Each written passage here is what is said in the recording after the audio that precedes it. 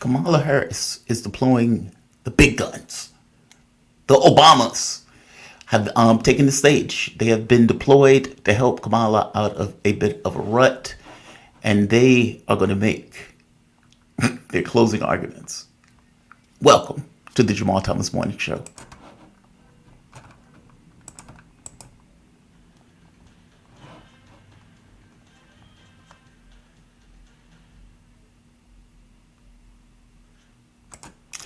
My name is Jamarl Thomas, and no, it is not morning, so I should not have said morning show, but either way, it's the Jamarl Thomas Show, any way you look at it. I hope you guys are doing okay. I hope you guys have had a fantastic day. And as I said, Jamarl Thomas Morning Show, that is because I am here Monday through Friday, 7 a.m. to 10 a.m. I will be the voice that will be in your ear as you're driving to work, as you're at home, as you're doing your workouts, as you're cleaning up, whatever you're doing in the morning. If you are conscious, awake, on some level, partially aware, you can cut me on and I will be in your ear and I would substitute for whatever radio station you were listening to. I give you news, politics, commentary, all of that good stuff. Monday through Friday, 7 a.m., 10 a.m. Look, and if you enjoy the work, definitely hit the notification bell because I'm seeing a lot of people saying they don't get my notifications. And I got to be honest, some of these videos should have higher counts, especially with some of the people that are on. So definitely hit the notification bell. Definitely share the content. Definitely like the content. If you are exuberant about the videos, you can always support through PayPal, Patreon, or Super Chats. I think they have something also called Thanks under the videos.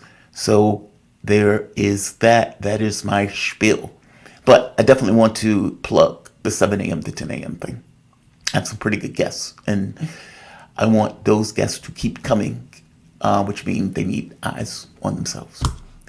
But something interesting has taken place. This race has been utterly fascinating.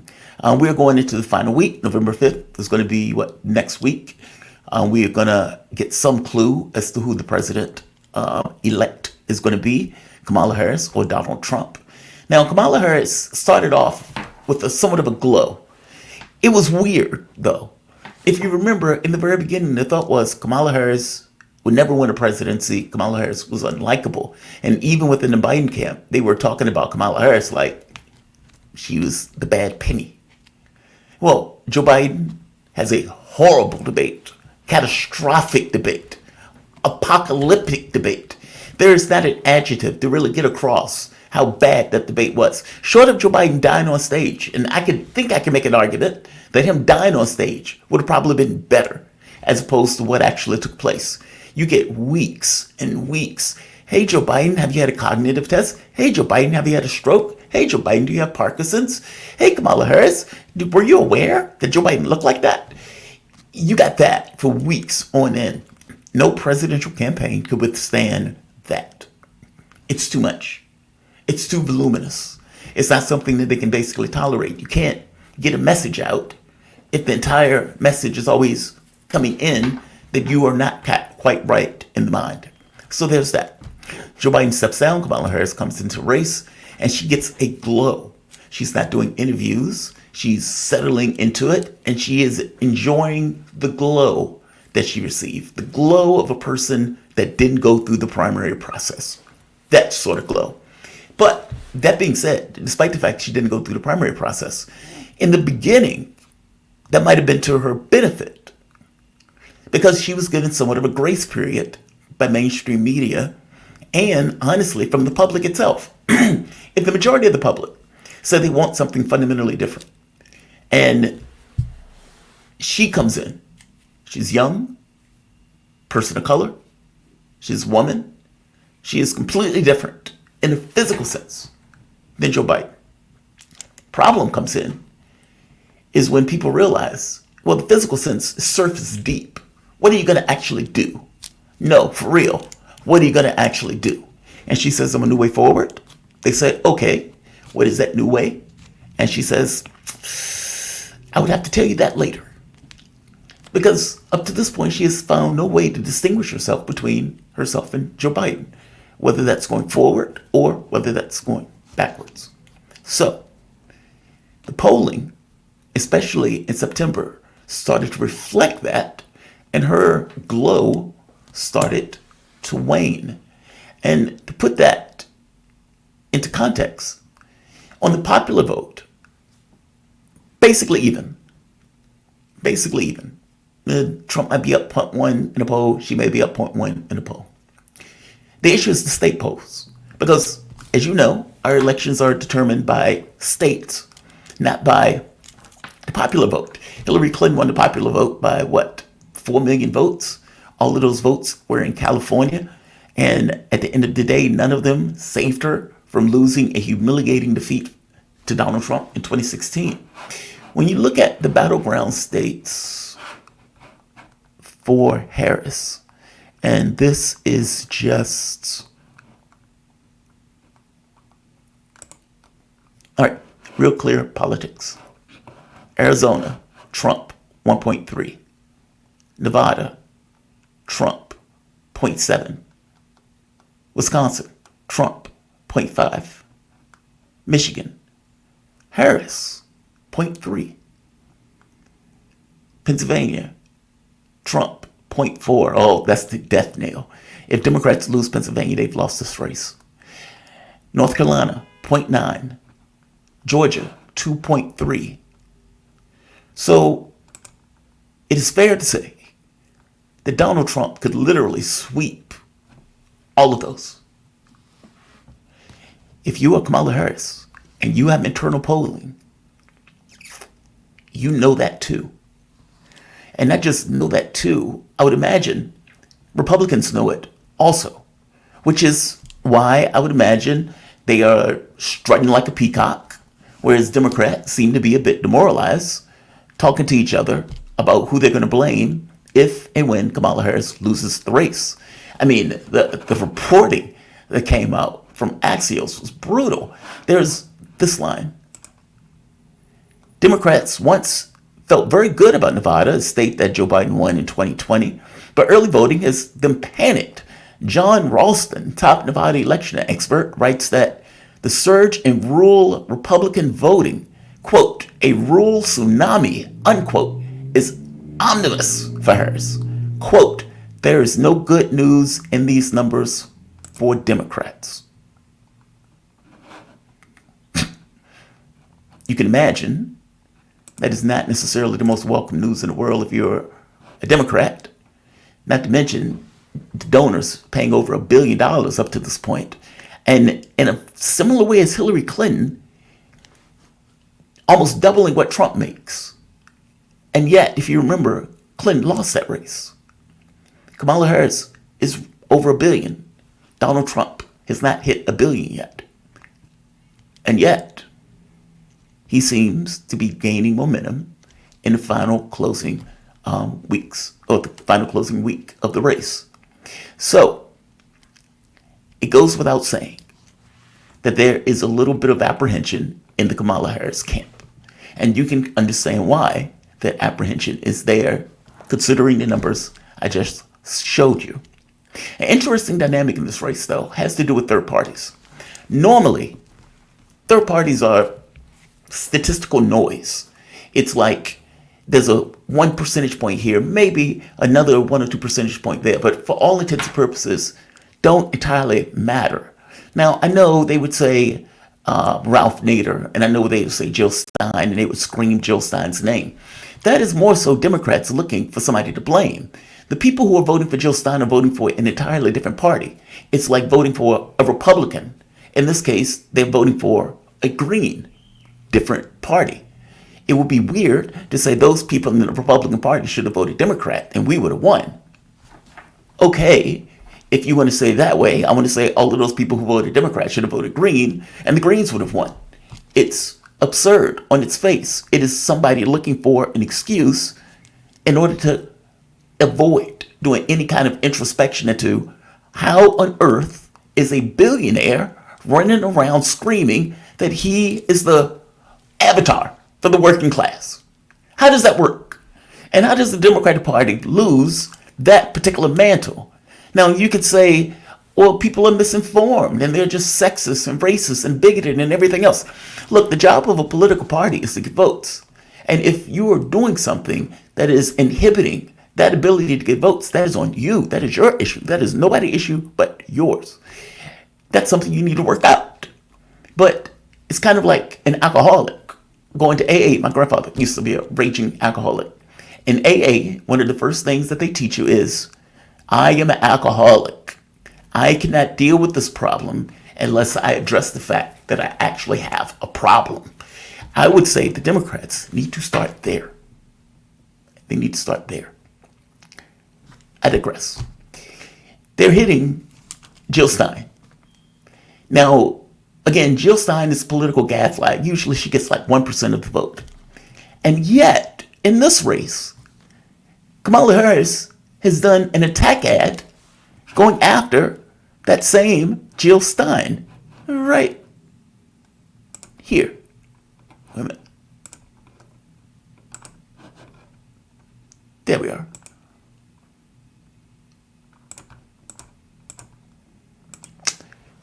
Where is this clip?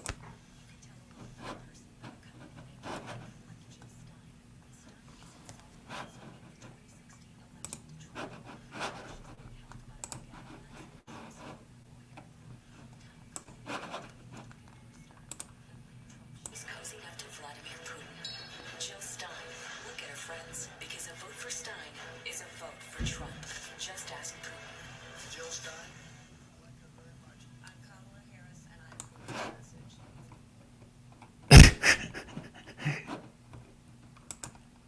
That's a damn shame. That's a damn shame. A vote for Stein is a vote for Putin. And then Trump. And then Trump and Putin.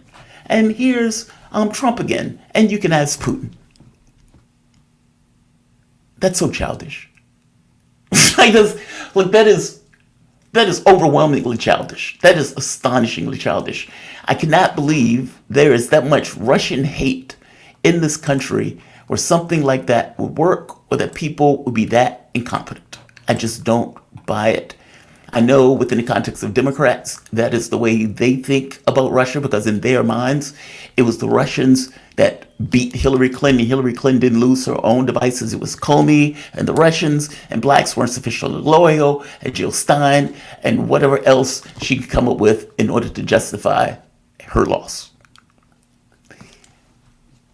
They're hitting Jill Stein because in this election, one political party is backing a genocide. That political party has people in it that actually give a shit. And because it has people in it that give a shit, that they are murdering people indiscriminately in mass, because they have people that care, it creates somewhat of a contradiction in the way that the party is operating, considering the leadership of the party, the president, is the one that is funding, backing, giving bullets, bombs, missiles, anti-ballistic missiles, political support, and everything under the sun to that same genocidal government that is doing that. There's a political crisis in the context of the Democratic Party, and it is alienating various voting blocs, the left specifically, but also the Muslim community. Many youth votes. Those are people who actually care. When you see those college campuses erupt, those are the young, that moral compass intact, say that's a genocide. We can see it with our very eyes. There's an atrocity that is taking place day after day after day, and we are just watching it. You can watch it in live in a different way than what was able to take place in Germany, but nevertheless, as ghastly and as disgusting as anything that human beings could do to one another.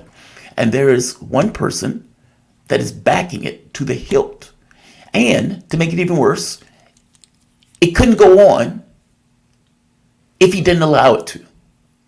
Meaning 70% of the support or the resources that Israel has used over this year has come from the United States.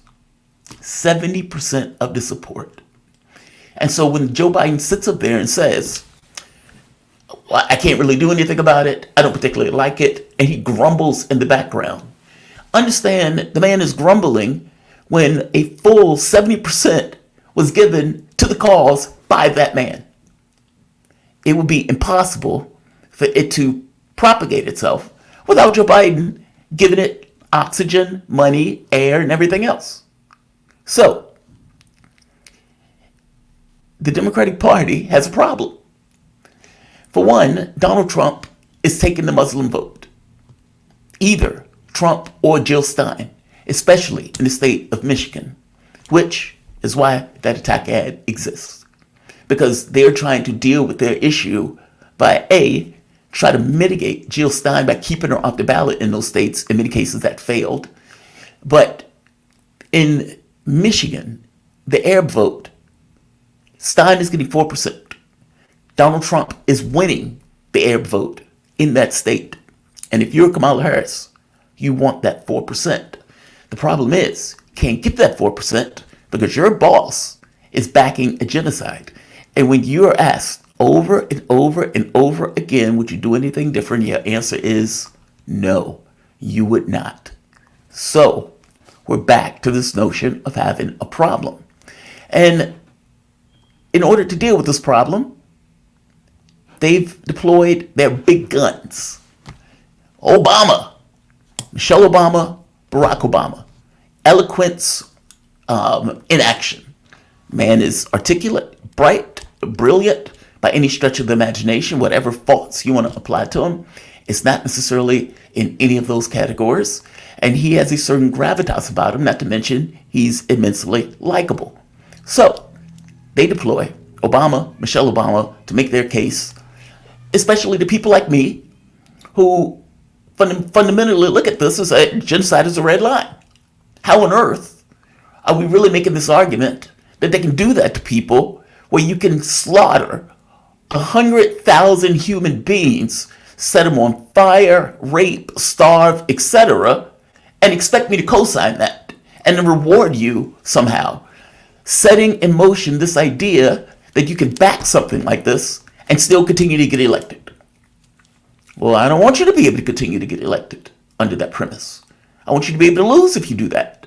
I want it to be super clear that you can either back a genocide or you can win an election, but you cannot do both. Full stop. Nevertheless, let's hear Obama's pitch. Obama and Michelle Obama. Let's go to Michelle Obama first. Michelle Obama is number 7, I believe. I have a list of clips in this system. All right. I think it's this one.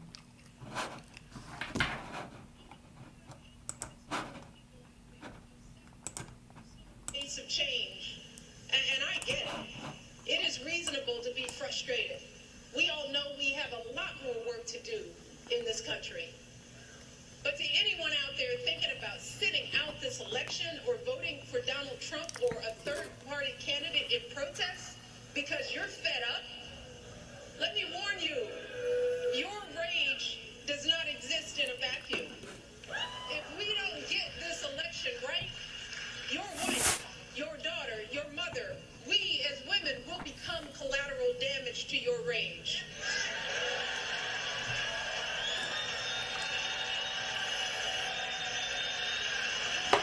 So, are you as men prepared to look into the eyes of the women and children you love and tell them that you supported this assault on our safety? And to the women listening, we have every right to demand that the men in our lives do better by us. We have to use our voices to make these choices clear to the men that we love. Our lives are worth more than their anger and disappointment. And we are more than just baby-making vessels.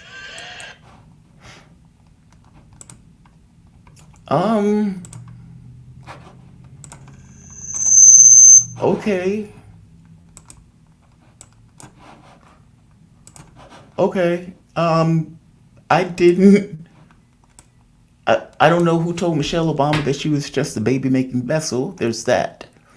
On the other side of it, it is not my fault or anybody else's fault that your political party can't get votes to beat somebody like Donald Trump. I would go further. The fact that Trump exists is explicitly because the Democratic Party had failed somewhere along the way. Also, when Obama had the opportunity to enshrine Roe v. Wade into law, he said it wasn't necessarily his top priority. Okay, it wasn't his top priority. No drama. Obama didn't feel any drama surrounding getting Roe v. Wade enshrined into law. So here we are. Now, from the standpoint of responsibility, people have all sorts of reasons that they vote. This notion that you're trying to put a guilt rap on black men, because those black men decide that they don't necessarily want to vote for your particular candidate. Good luck with that. Good luck with that. I don't necessarily think that's going to fly all that much, but okay. Just like I had the argument with that other Democrat, as I told her, you have your self-interest that you are perfectly inclined to vote for. The issue is that my self-interest and my, let's say, thing that I care about in this situation, you don't value it to the same degree that I do. Just like, to be perfectly fair, I don't value the same things, and you do to the degree that you do. For me, genocide is a red line. For you, less so. You care about more domestic matters. Fair enough. I don't quite get that, but just like you don't quite get why I think that genocide should be a red line. Now, they would empathize with you. Oh, yeah, I mean, we empathize with the Palestinians. I think it's really bad, but oh my God, Trump is Hitler. Trump is Hitler. As they do what the UN has called a genocide, or what several groups have called starvation, what our own U.S. government has literally called starvation when Blinken went out there and lied. I'm trying to make the point to you that there's something that is grotesque that is going on that goes beyond this notion of an individual election. And that fact of the matter is, she may even be better off changing tenor on this point. And the fact that she hasn't changed tenor on this point has hurt her campaign. That's my belief. I could be wrong. Clearly, they think differently. But truth be told, it hasn't necessarily garnered her any additional points, taking the tack that she's taken now. I want to go to Obama. Let's see if Obama can come up with a different argument. Let's see. This one. And Obama is number 10, I believe. Or is he? Which one is Obama? Obama is number 1.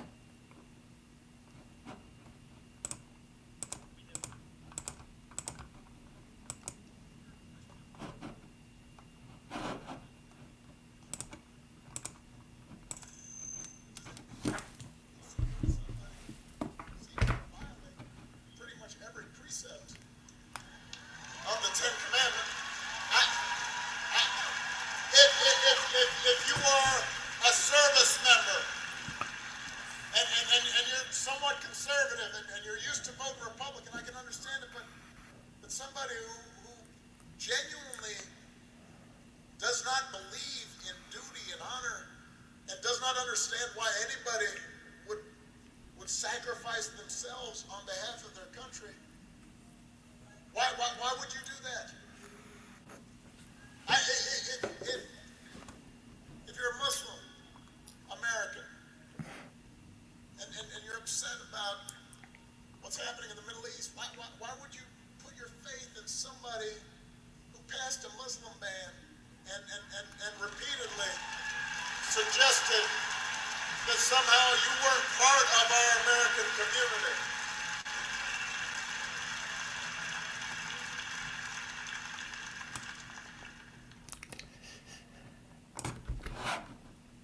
I think Obama,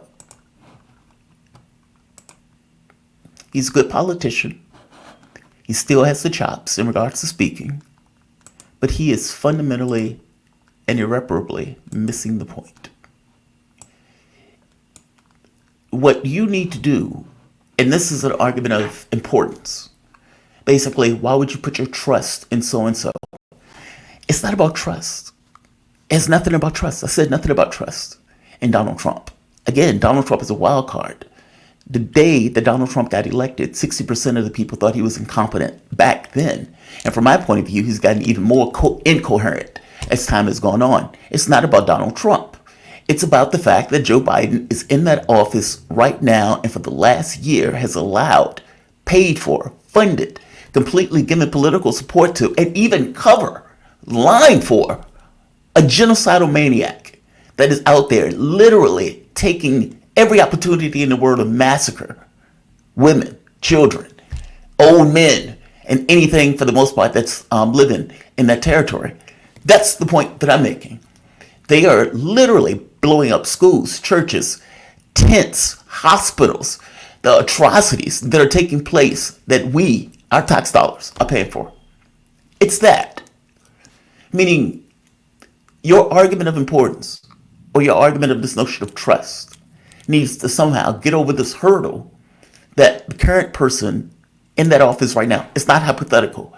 He is literally, in fact, doing those things right now, supporting that particular government as it goes about killing and massacring all of those people. So, you need to explain to me why genocide should not be a red line and why that should necessarily be a standard for the Democratic Party. And more to the point, that they should be rewarded for doing it. Look, if you are willing to give them a pass on this now, it enshrines that a political party, specifically the Democratic Party, can function and continue to get elected while also perpetrating a crime against humanity. I don't think it should. As I said, from my point of view, you can win an election, you can commit a genocide. You cannot do both. Nor do I want those things to ever be associated with one another. They are always to be mutually exclusive. And while the other party, the Republican Party, may be perfectly okay with murdering as many Arabs or Muslims that they can shake a stick at, the Democratic Party shouldn't be. Again, full stop. So I understand Obama's argument is set to this notion of Donald Trump is a maniac. And so why would you ever trust Donald Trump? It's not about trust.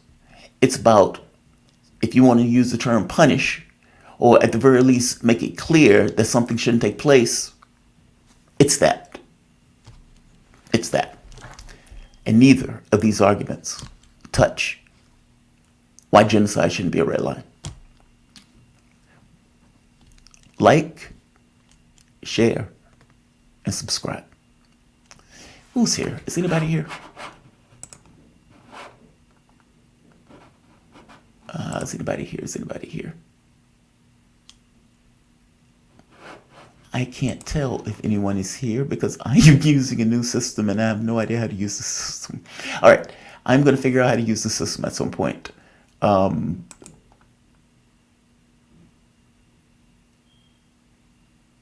Yeah, I'm going to figure out how to use the system at some point. And we'll go from there. I'm going to say like, share, and subscribe. Thanks all.